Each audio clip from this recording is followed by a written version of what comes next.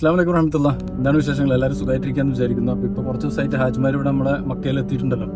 അപ്പോൾ പലരും മെസ്സേജ് ചോദിച്ചിട്ടുണ്ടായിരുന്നു, ഇവിടുത്തെ ഹാജിമാർ താമസിക്കുന്ന സ്ഥലത്തുള്ള കാഴ്ചകളൊന്ന് കാണിക്കാൻ പറ്റുമെന്നൊക്കെ ചോദിച്ചിട്ട്. അപ്പോൾ ഹാജിമാർ താമസിക്കുന്ന സ്ഥലത്തേക്ക് ഞാൻ പോയിക്കൊണ്ടിരിക്കുകയാണ്. അവിടുത്തെ കാഴ്ചകളും ഇപ്പോഴത്തെ ഒരു സ്ഥിതിഗതികൾ എന്തൊക്കെയാണെന്നുള്ളത് നോക്കാം നമുക്ക് ഇൻഷാല്ലാ. അപ്പോൾ ചാനൽ ആദ്യമായിട്ട് കാണുന്നവരുണ്ടെങ്കിൽ ചാനൽ സബ്സ്ക്രൈബ് ചെയ്യുക. അപ്പോൾ നമ്മളിപ്പോൾ കണ്ടുകൊണ്ടിരിക്കുന്ന സ്ഥലം എന്ന് വെച്ചാൽ അസീസിയയിൽ കഴിഞ്ഞ തവണ ഹാജിമാരൊക്കെ മലയാളി ഹാജിമാർ കൂടുതലുണ്ടായിരുന്ന ഒരു സ്ഥലമാണിത്. ഇവിടെ ഇപ്പോൾ തിരക്കുകളൊക്കെ കൂടിക്കൊണ്ടിരിക്കുകയാണ്. കുറച്ച് ദിവസം കൂടെ വല്ല ബാക്കിയുള്ളൂ ഹജ്ജിന് വേണ്ടിയിട്ട്. അപ്പോൾ ഒരുവിധം ഹാജിമാരൊക്കെ ഇവിടെ എത്തിയിട്ടുണ്ട്. എന്തായാലും കുറേ ബസ് സർവീസും കാര്യങ്ങളും ബസ് സ്റ്റോപ്പുകളും ഒക്കെ ആയിട്ട് ഇങ്ങനെ നിറഞ്ഞു നിൽക്കുന്ന ഒരു ഏരിയ കൂടിയാണ് ഇവിടെ. എപ്പോഴും തിരക്കുണ്ടാവുന്ന ഒരു ഏരിയ അസീസിയയിൽ ഈ ഒരു ഭാഗത്താണ് ഉണ്ടാവുക. അപ്പം ശരിക്കും പറഞ്ഞു കഴിഞ്ഞാൽ മലയാളി ഹാജിമാർക്ക് ഇത്തവണ ഭയങ്കര നഷ്ടം എന്ന് വേണമെങ്കിൽ പറയാം. കാരണം കഴിഞ്ഞ തവണ ഇവിടേക്കായിരുന്നു കൂടുതൽ ഹാജിമാർ ഉണ്ടായിരുന്നതും അവർക്ക് വളരെയധികം ഉപകാരപ്പെട്ടിരുന്ന ഒരു സ്ഥലം കൂടിയായിരുന്നു. കാരണം ബസ്സുകളാണെങ്കിലും ഇനി ടാക്സി കിട്ടുന്ന ആയിട്ടാണെന്നുണ്ടെങ്കിലും കടകളായിട്ടാണെന്നുണ്ടെങ്കിലും ഹോട്ടലുകളായിട്ടാണെന്നുണ്ടെങ്കിലും ഒക്കെ നമുക്ക് ഈ ഒരു പരിസരത്തേക്ക് ഇറങ്ങിക്കഴിഞ്ഞാൽ ഹാജിമാർക്ക് എളുപ്പമായിരുന്നു. പക്ഷെ ഇപ്പോൾ മെഹറം ഇല്ലാതെ വന്ന ഹാജിമാർ ഉൾപ്പെടെ നസീമിലും അതുപോലെ തന്നെ അജാദ് സ്ട്രീറ്റിലും അങ്ങനെ കുറേ പല സ്ഥലങ്ങളിലായിട്ട് മാറിപ്പോയി. അതൊക്കെ എന്ന് പറഞ്ഞു കഴിഞ്ഞാൽ ഭയങ്കരമായിട്ട് ബുദ്ധിമുട്ടായിട്ട് ഇപ്പോൾ പലർക്കും തോന്നുന്നുണ്ട്. എന്തായാലും എല്ലാ തവണയും ഒരുപോലെ ആവണമെന്നില്ലല്ലോ. കാരണം ഇപ്പോൾ കഴിഞ്ഞ തവണ മലയാളികൾ കൂടുതൽ ഈ ഭാഗത്തായിരുന്നു. അപ്പോൾ ബാക്കിയുള്ള സ്റ്റേറ്റുകാർ എന്ത് ചെയ്തു, ബാക്കിയുള്ള സ്ഥലങ്ങളിലായിരുന്നു. അപ്പോൾ ഇപ്പോൾ ഇത്തവണ മലയാളികൾ നസീമിലേക്ക് മാറി, ബാക്കിയുള്ള സ്ഥലങ്ങളിലേക്ക് മാറി. അപ്പോൾ കഴിഞ്ഞ വർഷം വേറെ സ്ഥലങ്ങളായിട്ടുണ്ടായിരുന്ന സ്റ്റേറ്റിലുള്ള ഹാജിമാർ ഇത്തവണ ഇവിടേക്ക് മാറി. അങ്ങനെ അങ്ങോട്ടും ഇങ്ങോട്ടും മാറിയിട്ടൊക്കെ വരും. എന്നാലും കുഴപ്പമില്ലാത്ത രീതിയിലൊക്കെ ഇത്തവണ ഹജ്ജ് ചെയ്യാൻ കഴിയട്ടെ. കാരണം ഈ ഒരു അതെല്ലാം അഡ്ജസ്റ്റ് ചെയ്ത് അവർക്ക് പോകാൻ പറ്റുമെന്ന് വിചാരിക്കുന്നുണ്ട്. ഇനി നമ്മൾ പോകുന്നത് ഇവിടെ അറിയാം. നമ്മൾ പോകുന്നത് എപ്പോഴും തിരക്കുണ്ടാകുന്ന ഒരു ഏരിയ ആയിട്ടുള്ള അസീസിയയിലെ ഒരു പള്ളി കടകൾ ഒക്കെ ഉണ്ടാകുന്ന ഒരു ഏരിയ ഉണ്ടല്ലോ.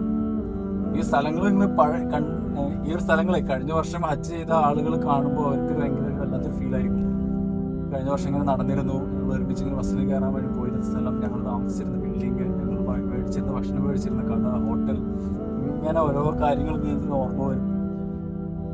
അപ്പോൾ അതാണ് നമുക്ക് ഇങ്ങനെ പുതിയ പുതിയ വീഡിയോസ് ഇങ്ങനെ പലതും ഇങ്ങനെ മാറി മാറി ഓരോ വർഷത്തെ ഹജ്ജിൻ്റെ കാഴ്ചകൾ കാണുമ്പോൾ നിങ്ങളൊക്കെ വന്നിരുന്ന ആ ഒരു സമയത്തുള്ള കാഴ്ചകളൊക്കെ ഇങ്ങനെ ഓർത്തെടുക്കാൻ ഭയങ്കര ഒരു നമ്മളൊരു നൊസ്റ്റാൾജിയ ഫീൽ എന്നൊക്കെ പറയില്ലേ, അങ്ങനത്തെ ഒരു ഫീൽ ഇങ്ങനെ കിട്ടും. ഇതുണ്ട് കടകളൊക്കെ ഉണ്ടായിരുന്ന ഒരു സ്ഥലം, തിരക്കുണ്ടായിരുന്ന സ്ഥലം. ഇപ്പോൾ ഏകദേശം ഒരു മഗ്‌രിബ് ബാങ്ക് കൊടുക്കാനുള്ള സമയമൊക്കെ ആയിട്ടുണ്ട് കേട്ടോ.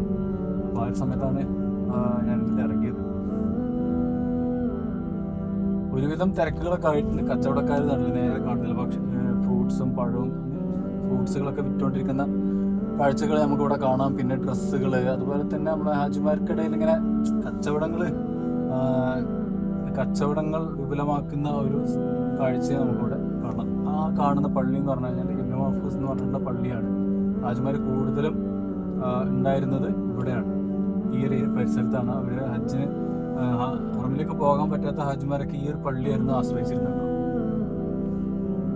ഏറ്റവും കൂടുതൽ തിരക്കുണ്ടാവുന്ന പള്ളി ഈ ഒരു ജുമാന്റെ സമയത്തൊക്കെ എന്ന് പറഞ്ഞു കഴിഞ്ഞാൽ ഈ ഒരു പള്ളി നിറഞ്ഞൊഴുകുന്ന ഒരു സാഹചര്യം ഉണ്ടാവാറുണ്ട്. പുറത്തൊക്കെ ഹാജിമാർ നിസ്കരിക്കുന്ന ഒരു സാഹചര്യമൊക്കെ ഉണ്ടായിട്ടുണ്ട്. കണ്ടോ ഹാജിമാർക്ക് ക്രോസ് ചെയ്ത് പോകണേ. ശരിക്കും പറഞ്ഞാൽ വണ്ടി ഓടിച്ച് പോകുന്ന സമയത്ത് നല്ലോണം ശ്രദ്ധിച്ചിട്ടില്ല എന്ന് തന്നെ ഭയങ്കര ബുദ്ധിമുട്ടാണ്. കാരണം ഹാജിമാരും മേത് തട്ടിക്കഴിഞ്ഞാൽ ഭയങ്കര പ്രശ്നമാണ് ഇവിടെ. അള്ളാഹുവിൻ്റെ അതിഥികളായിട്ടുള്ള ഹാജിമാർ അത്രയും ഭയങ്കര ഇതിലാണ് കാണുന്നത്. അപ്പം നമ്മൾ പറഞ്ഞ എന്തെങ്കിലും ഒരു തെറ്റ് വന്നു കഴിഞ്ഞാൽ പിന്നെ ഒന്നും നോക്കണ്ട, ഭയങ്കര പ്രശ്നമായിരിക്കും. അപ്പോൾ നമ്മൾ അത്രയും ശ്രദ്ധിച്ചിട്ടാണ് ഇവരോടൊക്കെ ഇടപഴകുക.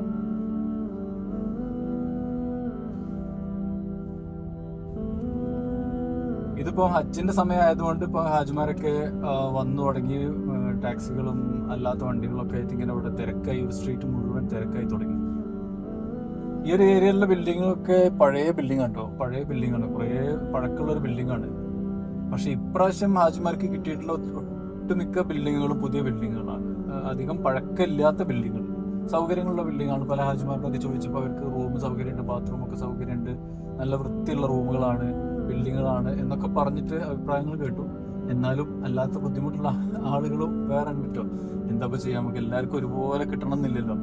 അതൊക്കെ നമുക്ക് കിട്ടുന്നത് നമ്മൾ രണ്ട് കൈ നീട്ട് സ്വീകരിക്കാന്നല്ലാതെ വേറെ ഒന്നും പറയാനില്ല. ഇനിയിപ്പം ഇതിനിടയ്ക്ക് ഇവിടെ ഏതൊരു ബിൽഡിങ്ങിൽ അതേപോലെ ബാത്റൂമിലെ വെള്ളം ലീക്കായിട്ട് റൂമിലേക്കൊക്കെ വന്നെന്നൊക്കെ ഭയങ്കര പ്രശ്നമായി. ആ റൂം മാറ്റി കൊടുത്തോന്നറിയില്ല, ബിൽഡിങ് മാറ്റി കൊടുത്തോന്ന് അറിയില്ല കേട്ടോ.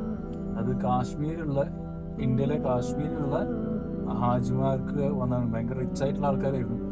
അവര് ഭയങ്കര പ്രശ്നമാക്കി. ഇപ്പോൾ ഈ കാണുന്ന ഹാജിമാരൊക്കെ വണ്ടിക്ക് കാത്തുനിൽക്കുന്നത് എന്തിനാണെന്നറിയോ?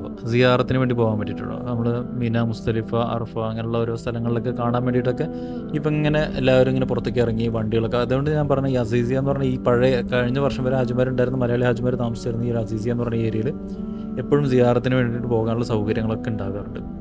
വണ്ടിയാണെങ്കിലും ബസ്സാണെങ്കിലും ഒക്കെ ആയിട്ട് ഇങ്ങനെ ആളുകൾ വന്നിട്ട് ഇങ്ങനെ ഓരോരുത്തരെ ഇങ്ങനെ കൊണ്ടുപോകാറുണ്ട് ഇങ്ങനെ ഗ്രൂപ്പായിട്ട്. പക്ഷേ നമ്മളിപ്പം നസീമിലൊക്കെ എന്ന് പറഞ്ഞു കഴിഞ്ഞാൽ പലരും ഫ്രീ ആയിട്ട് ചെയ്ത് കൊടുക്കുന്നവരുണ്ട്. പിന്നെ അതുപോലെ തന്നെ അല്ലാതെയും 20 റിയാൽ ഒരാൾക്ക് വെച്ച് മേടിക്കുന്നതുണ്ട്. എന്തായാലും നിങ്ങൾ ആലോചിക്കുക വെച്ചാൽ പോകുന്ന സമയത്ത് വെച്ചാൽ നമുക്ക് എല്ലായിടത്തും കാണുന്ന പോലെ എല്ലായിടത്തും ഇറങ്ങി സമയം പോലെ കണ്ട് ഒന്നും പോരാൻ പറ്റില്ല. ചിലതൊക്കെ ബസ്സിൽ നിന്ന് മിനയൊക്കെ ബസ്സിൽ നിന്ന് കാണിച്ചു തരും ബസ്സിൽ പോകുമ്പോൾ. അതുപോലെ തന്നെ അറഫയിലൊക്കെ ഇറക്കും. പിന്നെ മുസ്തലിഫയിലും ചില സമയത്ത് സമയം കിട്ടുമ്പോൾ ഇറക്കും. അങ്ങനെയൊക്കെയാണ് സാധാരണഗതിയിൽ കൊണ്ടുപോകൽ. ഈ വലിയ വണ്ടികളൊക്കെ എന്ന് പറഞ്ഞു കഴിഞ്ഞാൽ സിയാറത്തിന് വേണ്ടിയിട്ട് ഇങ്ങനെ കൊണ്ടുപോകും. അതുപോലെ തന്നെ ടാക്സികളും ഇവിടെ ഇങ്ങനെ എപ്പോഴും കാണാൻ പറ്റുന്നുണ്ട്. ആ വലിയ വണ്ടി കണ്ടോ, ഒരു ഹുണ്ടായിൻ്റെ ഒരു വലിയൊരു വണ്ടി കണ്ടോ. ഈ വണ്ടിയിലൊക്കെയാണ് കൂടുതലും സിയാറത്തിന് വേണ്ടിയിട്ട് കൊണ്ടുപോകുന്നത്. കാരണം അത്ര സൗകര്യമുണ്ട്. ബസ് പോലല്ല, റേറ്റും കുറച്ച് കുറവാണ്. രണ്ട് ആൾക്കാർ കയറി പോകുന്ന കേട്ടോ. ഇതാണ് ഇവിടെ അങ്ങനെ നമുക്കിപ്പോൾ ഈ വഴിയിലൊക്കെ ഇറങ്ങി കഴിഞ്ഞാൽ കാണുന്നൊരു പ്രധാനപ്പെട്ട കാഴ്ചകൾ എന്ന് പറഞ്ഞു കഴിഞ്ഞാൽ ഇപ്പോൾ സിയാറത്തിന് പോകുന്നു. പിന്നെ അത്യാവശ്യം ചൂടുണ്ട്. അതുകൊണ്ട് തന്നെ ഈ ഒരു സമയങ്ങളിൽ ആൾക്കാരൊന്നും പുറത്തേക്കൊന്നും ഇറങ്ങണില്ല. ഉച്ചയ്ക്കൊക്കെ ഈ ഭാഗമൊക്കെ കാലിയാണ് കേട്ടോ. പിന്നെ എന്താ പറയുക, ഇതാണ് ആ പള്ളി, ഇബ്നു മഹ്ഫൂസ് എന്ന് പറഞ്ഞിട്ട് പള്ളിയാണ്. എപ്പോഴും തിരക്കുണ്ടാകുന്നൊരു പള്ളി. ഞാൻ നേരത്തെ പറഞ്ഞല്ലോ, ആ പള്ളി ശരിക്കും ആ വീഡിയോയിൽ കണ്ടിട്ടുണ്ടാവില്ല. പിന്നെ നമ്മളെ പാനൂർ റെസ്റ്റോറൻറ്റ് എല്ലാവർക്കും അറിയാം. കഴിഞ്ഞ വർഷം വന്നവർക്ക് ഭക്ഷണം കഴിച്ചിരുന്നൊരു ഏരിയയാണ്. ഇപ്രാവശ്യം മലയാളി ഹാജിമാർക്കൊക്കെ ഭയങ്കര ഒരു നഷ്ടം. ഈ ഒരു ഹോട്ടലിൽ ഭക്ഷണം കഴിക്കാൻ ഈ തൊട്ടടുത്തുള്ള കടകളിൽ നിന്ന് സാധനങ്ങൾ മേടിക്കാൻ പറ്റാത്തൊരു സാഹചര്യം. ഈ മിനി സ്റ്റോപ്പൊക്കെ ഇപ്പോൾ പൂട്ടിപ്പോയിട്ടോ. പണ്ടുണ്ടായിരുന്നു, കഴിഞ്ഞ കൊല്ലം വരെ ഉണ്ടായിരുന്നു. അതിൻ്റെ പുറത്തുള്ള സഫ ഗാർഡൻ എന്ന് പറഞ്ഞിട്ടുള്ളൊരു കട, ഇത് എപ്പോഴും A to Z സാധനങ്ങൾ കിട്ടുന്നൊരു മലയാളി സൂപ്പർ മാർക്കറ്റ് ആയിരുന്നു കേട്ടോ.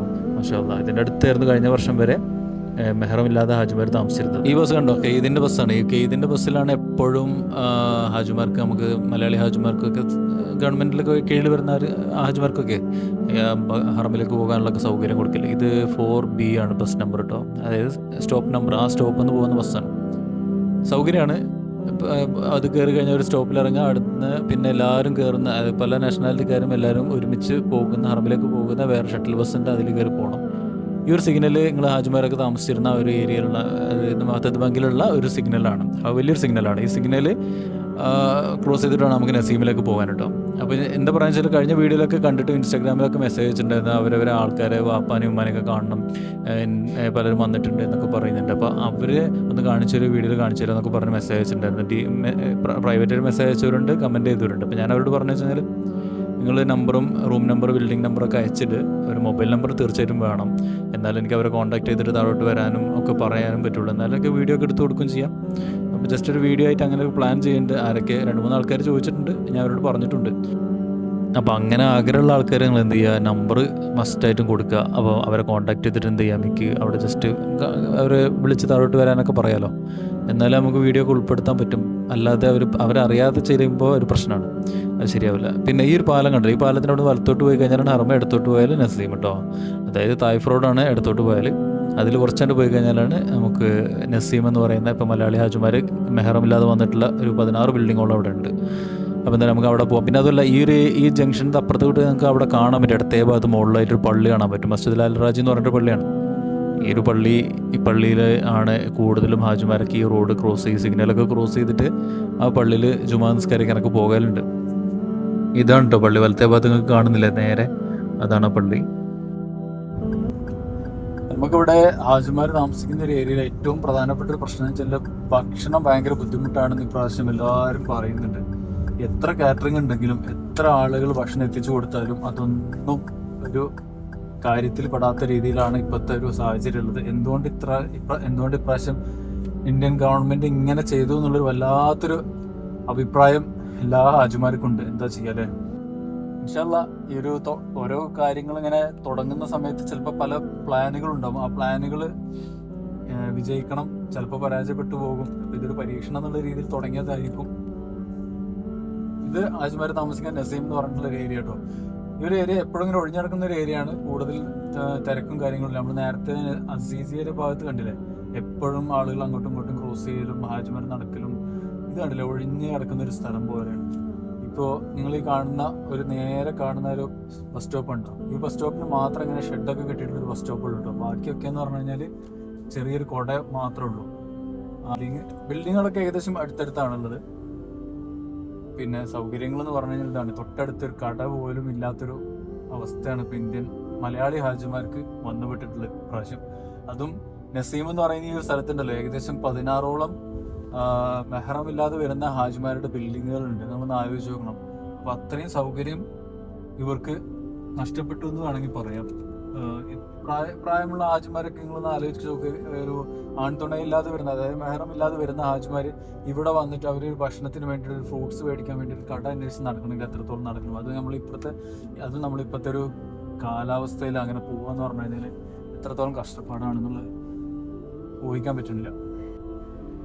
ഹറമിലേക്ക് പോകാൻ വേണ്ടിയിട്ട് ബസ് വന്നു കേട്ടോ, 12B ബസ്. ഇനിയിപ്പോൾ ഒരു ബിൽഡിങ്ങിൻ്റെ ഫ്രണ്ടിൽ കൊണ്ടുപോയി നിർത്തും, ആ സ്റ്റോപ്പിൻ്റെ അവിടെ ഹാജിമാരൊക്കെ കയറാൻ വേണ്ടി പോകുന്നുണ്ടോ. അത് കഴിഞ്ഞ് അങ്ങനെ ഫുള്ളായി കഴിഞ്ഞ് ബസ് പോകും. ഇതാണ് 1819 മുമ്പിലുള്ള ബസ് സ്റ്റോപ്പ് കേട്ടോ.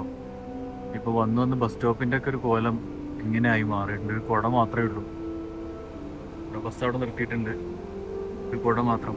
ഞാൻ പറഞ്ഞില്ല, നസീമിൽ 12A ബസ് സ്റ്റോപ്പ് മാത്രം ഇങ്ങനെ കെട്ടി അടിപൊളിയാക്കിയിട്ടുള്ളൂ. പക്ഷേ ഇത് മാത്രം ജസ്റ്റ് ഒരു കുട മാത്രമേ ഉള്ളൂ. ഇവിടെ ഇതാ ഈ ബിൽഡിങ്ങിൻ്റെ ഫ്രണ്ടിൽ 1825 നമ്പർ ബിൽഡിങ്ങിൻ്റെ ഫ്രണ്ടിൽ കുറേ ഉമ്മമാർ ഇരിക്കുന്നുണ്ട്, നിൽക്കുന്നുണ്ട്. ബസ് കാത്തുക്കാൻ തോന്നുന്നുണ്ട്. ഹറമിലൊക്കെ ഉള്ള ബസ്സായിരിക്കും. അതല്ലാന്നുണ്ടെങ്കിൽ എനിക്ക് തോന്നുന്നു സിയാറത്തിന് പോകാൻ വേണ്ടിയിട്ടുള്ള ബസ് കാത്തുക്കുന്നതായിരിക്കും.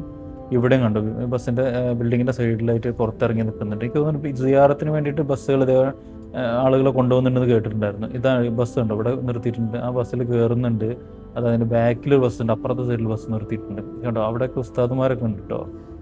എനിക്ക് തോന്നുന്നു സിയാറത്തിന് വേണ്ടി കൊണ്ടുപോകാൻ വേണ്ടിയിട്ട് ഓരോ ബിൽഡിങ്ങിൽ നിന്നും ആൾക്കാരെ കളക്ട് ചെയ്തിട്ട് എനിക്ക് തോന്നുന്നു 40-45 ഹാജിമാരുണ്ടെങ്കിൽ അവരെ ഒരു ബസ്സിൽ കയറ്റിയിട്ട് അങ്ങനെ സിയാറത്ത് കൊണ്ടുപോയിട്ട് അവിടെ തിരിച്ച് റൂമിലേക്ക് കൊണ്ടാക്കി കൊടുക്കും. എനിക്ക് തോന്നുന്നു ഒരാളടുത്ത് നിന്ന് 20 റിയാലിറ്റിയാണ് മേടിക്കുന്നത്. അങ്ങനെ ഞാൻ കേട്ടിരുന്നു, 2 ബസ്സിൽ കയറണമില്ലേ.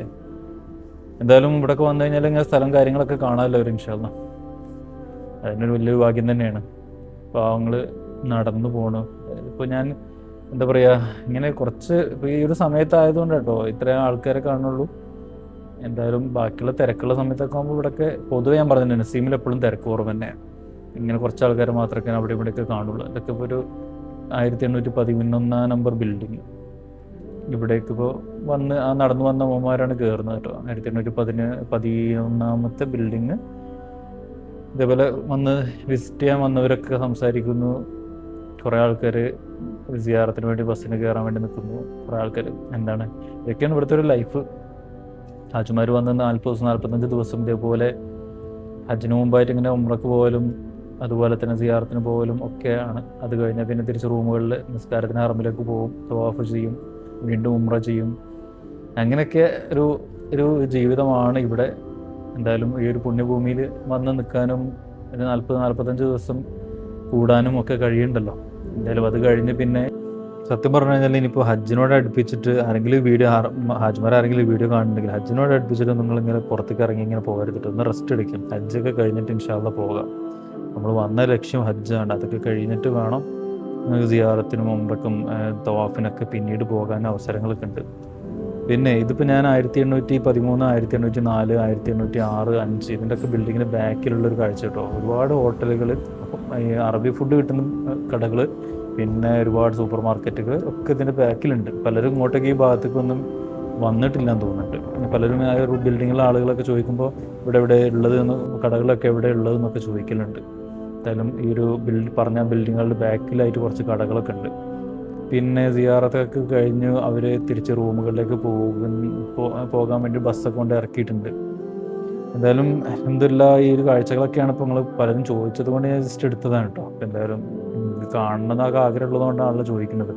അപ്പോൾ അതുകൊണ്ട് ഈ വഴിക്കൊന്ന് വന്ന് ജസ്റ്റ് കിട്ടിയ കാര്യങ്ങളൊക്കെ ജസ്റ്റ് നോക്കിയെന്നേ ഉള്ളൂ, കാണിച്ചു തന്നതെന്നേ ഉള്ളൂ. കൂടുതലായിട്ടൊന്നും ഞാൻ വീഡിയോ എടുത്തില്ല, കാരണം കൂടുതൽ ഈ ഭാഗത്ത് സ്ത്രീകളായതുകൊണ്ട് നമുക്ക് അവിടെ ബിൽഡിങ്ങിൻ്റെ അവിടെയൊക്കെ പോയിട്ടൊക്കെ വീഡിയോ എടുക്കുക എന്ന് പറഞ്ഞു കഴിഞ്ഞാൽ അതൊന്നും നടക്കില്ല.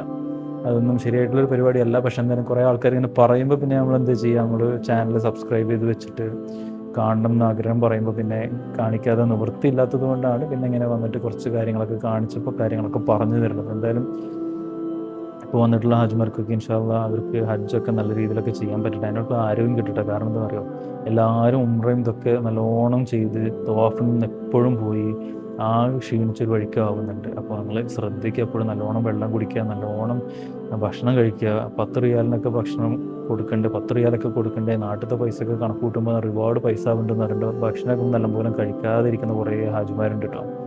അപ്പോൾ അവരോടൊക്കെ പറയുക, നിങ്ങൾ നല്ലോണം ഭക്ഷണം കഴിച്ചാലേ, അത്യാവശ്യം ഭക്ഷണം കഴിച്ചാലേ ആരോഗ്യം ഉണ്ടാവുള്ളൂ, ഹജ്ജ് ചെയ്യാൻ പറ്റുള്ളൂ.